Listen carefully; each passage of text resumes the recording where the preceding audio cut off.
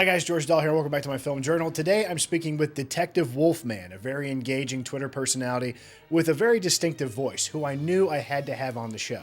He's a co-host on a podcast called Drunk on Movies, which I really enjoy and highly recommend that you check out, as well as hosting his own SoundCloud radio show where he channels a sort of James Elroy Wolfman Jack energy to put together excellent playlists and curate fun radio shows in a classic style. I spoke to him and I asked him what movie he wanted to watch, and he said Batman 1989, and that kind of surprised me. I thought maybe he'd pick something different, but I hadn't seen the movie in years, and I figured, well, if this guy wants to talk about this so badly, I'd better revisit it. And I was surprised at how much I enjoyed it. And I think our passion for the movie will come through in our interview together. So without further ado, let's get going.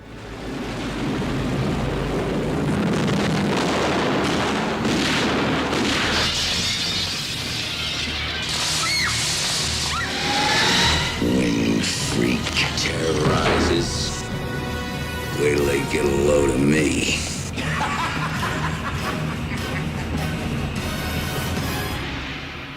All right, so my first question with Batman here is, why did you pick this movie? What do you like about it?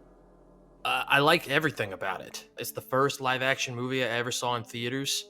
I guess I was 4 years old when it came out. My old man took me and my older brother to see it. I've probably seen it all the way through more than 50 times. You know, there's some movies that you love as a kid and you revisit later and they don't hold up and you kind of see the cracks. When I got older and I kind of started getting like into film and appreciating like the art of it and the craftsmanship that goes into it, you just don't see anymore. And I feel like the more of these big disastrous comic book movies that they make now, the better this movie looks in retrospect. Actually, I was a little confused when you brought this movie up because I'll tell you the truth, it was one that I just don't think about. Yeah. I have probably seen it 10, 15 years ago, maybe in high school. I was like, okay, I'll rewatch it. But it really was striking to me, just first of all, how much entertainment they packed into it. Mm-hmm. I also appreciated about the movie that they were trying to appeal to regular people. Yes. So they were like, let's make a movie that is a comic book film, but people are actually going to like. They don't have to be a total nerd to appreciate it or enjoy it. Right. And it's an absolutely genius stroke to pick Tim Burton for this, Jack Nicholson and Michael Keaton, who you wouldn't think would, obviously the fans hated it and were just furious when Michael Keaton was cast, which in retrospect is dumb because he's excellent in it. And I think the choice to withhold him so much from the movie also is really like a fascinating idea. The movie could almost be called Gotham City. Yeah. Right. In the way that it's an ensemble piece and you're involved in like all the elements of the city, crooked cops, the mayor, the DA's office, Joker, his criminal boss, the newspaper, Bruce Wayne. You know, it's really it's not like a particularly Batman focused movie. He's like an element of it, which I think I understand how that could probably turn like a comic book fan off. But when I watched it, I was like, that's a really interesting approach. Oh, yeah. Well, like structurally, you could make an argument that the Joker is the protagonist because he's the one whose origin story we get. Like he's the one who has an overarching goal. Batman is kind of an inconvenience for him. But it's structurally there's a lot about this movie that's so risky. It just gives you the world and it says this is the world, accept it. It's this bizarre amalgam where it sort of exists in a non-time. You have all these different elements and you have like these Gothic cathedrals, but there's also this Art Deco, but it all gels together. And a lot of the city too, when you see where they pull back and you see the city and you can tell it's extended by a matte painting. Yes. But it looks like German Expressionism. It looks like Metropolis.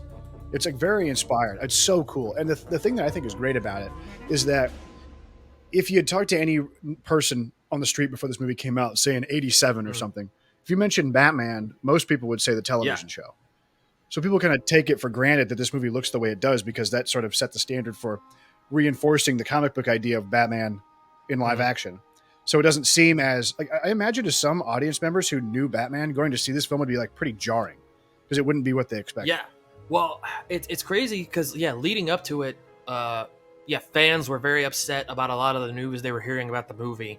But once they saw it, everybody was crazy about it. Like I was looking online and the movie, I think when it was all said and done, the budget was like $48 million.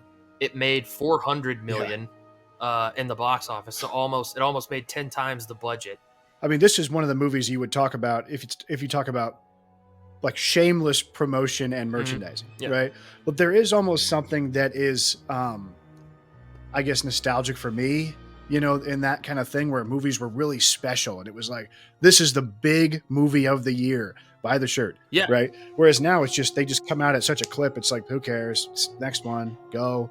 Like with the Star Wars movies, they stopped even really making toys for them anymore after they, you know what I mean? Well, which that was like the whole deal. Well, I'm glad you brought that up because I had so much Batman stuff off of this movie. Like, I had so many action figures. Yes. I had the Batmobile. I had the Joker van. I had Bob the Goon. I am immortalized with a posable figure that kicks. It has a knife and a removable hat. I'm immortalized, baby. I got the Bob. I got the Bob the Goon. I had like the Batman costume that I wore. I had to have worn it like 3-4 Halloweens in a row. Well, the merchandising is like. Now, do you get a piece of the merchandising? Oh, well, there you go.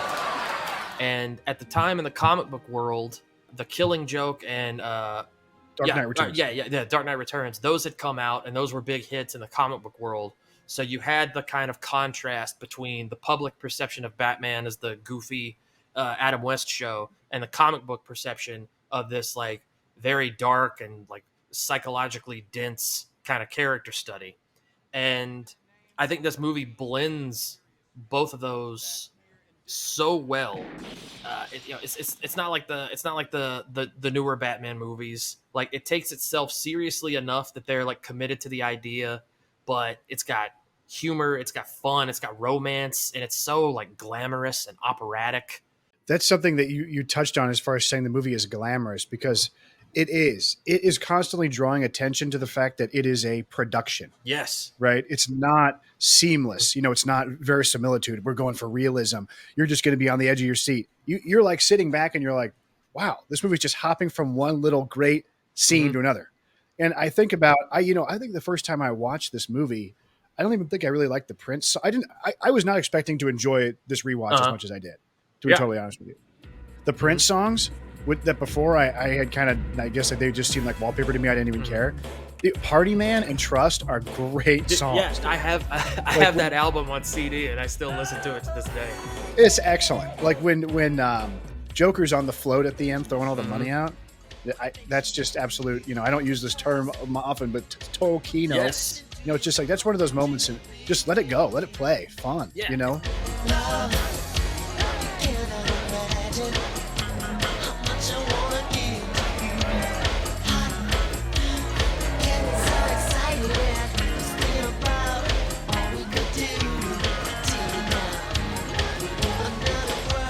You're just swept up in it as a viewer. There are so many great set pieces, and especially like you compare it to these kind of the newer Batman movies, like the Nolan Batman. This latest one, I think it was Matt Reeves was the director. In this movie, we've got action at Axis Chemicals, the Flugenheim Art Museum that looks like Geiger designed it. The finale happens in like this 30-story Catholic cathedral in this bell tower.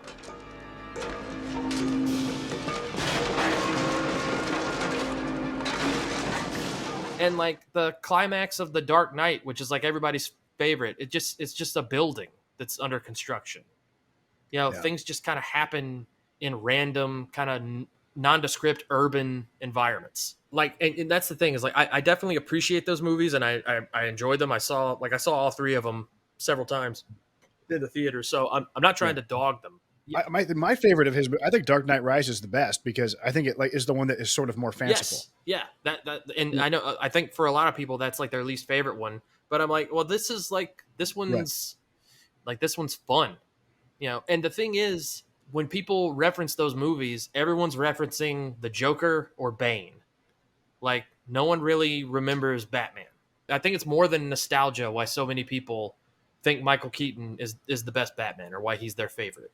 At the beginning too, when you have Batman appearing for the first time and he just kind of floats down like a vampire, like a vampire. Yeah. It's almost like an old Dracula movie. He's like, it's really cool. He's not action Batman. No. He'll fight when he has to fight, but he's more like he uses his deception and his mysterious qualities to make things happen for him. And you buy that Michael Keaton would be the kind of guy who's not imposing, so he has to wear a suit to like make that work. And when that just lends itself to like the myth of Batman, because in other Batman movies, Batman's a vigilante and he doesn't kill. Once word gets out about that, like, why would any criminal be afraid of him? The worst that's going to happen is Batman will show up, he'll kick your ass and leave you for the cops. Well, if you're a criminal, every night when you're going out committing crimes, you know the cops might find you and shoot you. That's way more of a threat than a guy who's just going to beat you up. In this, they don't know what Batman is. They don't know if he's a monster. They don't know if he's a freak. They don't know if he's a psycho.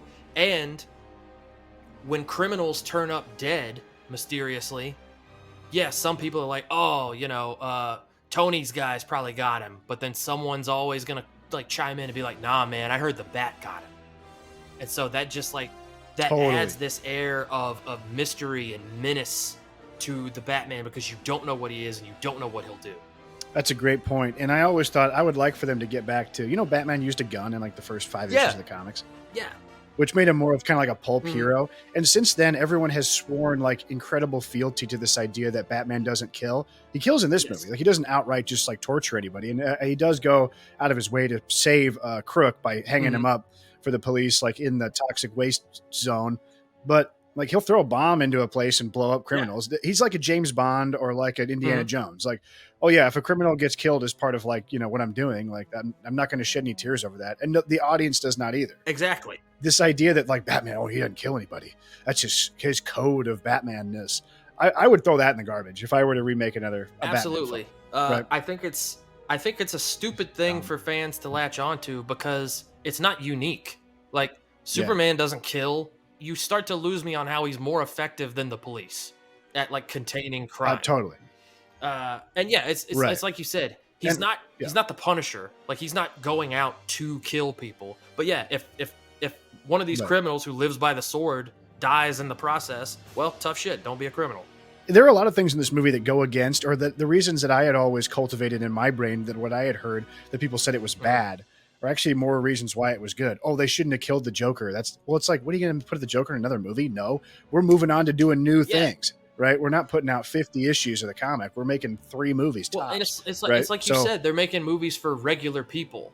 Imagine you're a regular person who's never read a comic book in your life, and you go to see this Batman movie, and at the end of it, the bad guy's still alive. Batman doesn't get the girl. That's stupid. That's a stupid way to make a movie. And you know what else is smart? Tie in and make Joker the guy who killed Batman's parents. Well, they did. That's not how it happened in the comics. That's dumb. No, it's not. It just adds extra stakes for why Batman has to defeat the villain of the movie. That's such a smart move. I mean, I was a kid when I killed your parents. I mean, I say I made you. You got to say you made me. And how childish can you get? Huh? You wouldn't hit a guy with glasses on, would you? Huh? Watching this movie more than any other Batman movie, like, you want to be Batman. Being Batman looks fun. Compare it to all these other superheroes, and not even just Batman, but all of them. The Avengers, Spider-Man. None of these guys get the girl. None of these guys get laid. Batman gets laid in this movie. He gets laid in the first act, like in the first 30 minutes. Like, that's something that was so pronounced about these movies. That was like, it was almost shocking to me, because I've been like lulled into this sense of like Puritanism by like modern liberal movies about how like no one can ever have sex, and there can be like no sexual element. Everyone is just like coworkers at the office when they're superheroes. I was like, wow, these movies they're very sexually charged. After this movie came out, like, my mom and all her sisters, like my aunts, they were all like gushing. I remember them gushing about how hot they thought Michael Keaton was. And they were all talking about like his lips when he was in the suit, and it made his lips so prominent, and his eyes, and they were like gushing about it.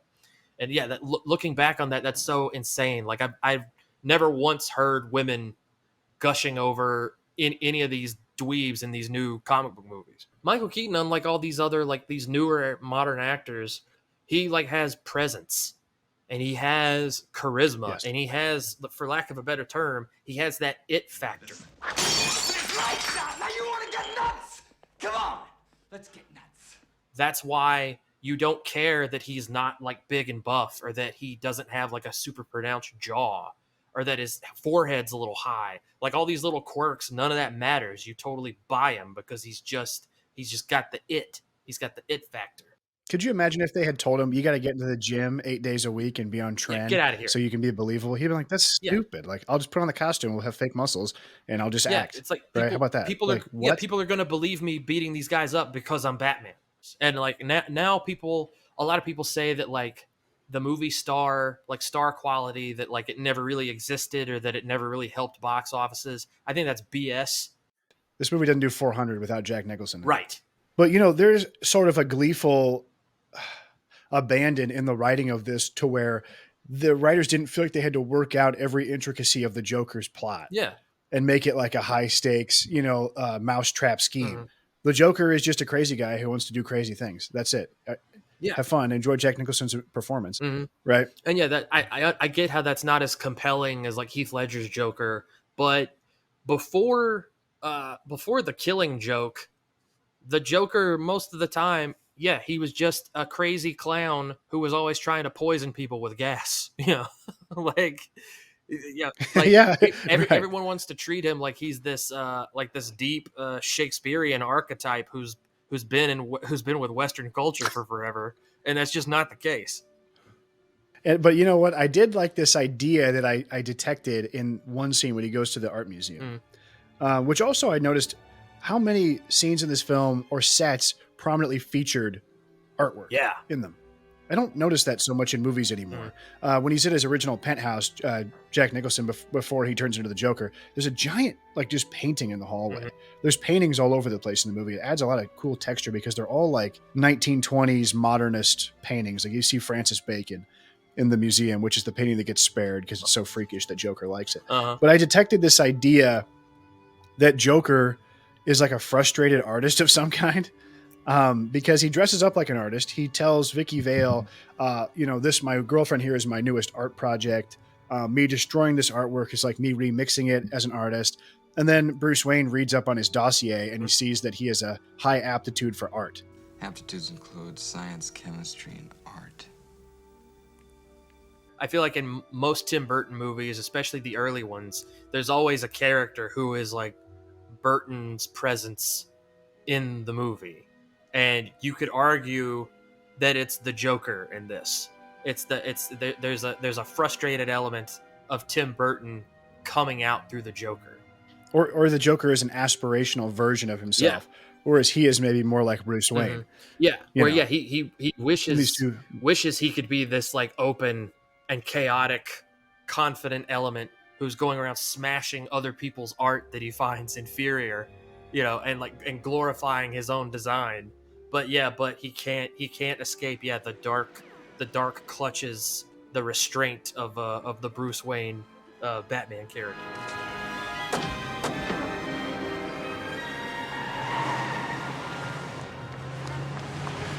Because there is literally less craft in movie making. Like, hands are not building and shaping things that go into the movie because they are just done mathematically on a computer screen. You lose that tangibility. You lose the anima that like a production design like this has, that artistic design has. It must just kill a filmmaker. Like, you look at these old videos of George Lucas walking into a room of just puppet heads and masks and props. Doesn't that get you jazzed up as a filmmaker? Like, let's go do this. Yeah. Right? Rather than walking into like an office where everyone's on a computer. Right. Yeah. I mean, that's like, when you watch behind the scenes stuff of something like this, or like the old George Lucas documentaries from like the old Star Wars or whatever, movie making looks fun. And you go, oh, no wonder everyone of my generation wanted to do this. Like, who wants to go into an office full of a bunch of dweebs in front of computer screens and then go to a set that's just green? It's just green screens, and they put you in a cheap costume, and you jump off of a square block onto another square block while someone blows a big fan in your face. That sucks. And it shows. It shows in people's performance. Like, it's why you get such a sense of joylessness in all this stuff. It's because the people making it aren't having any fun.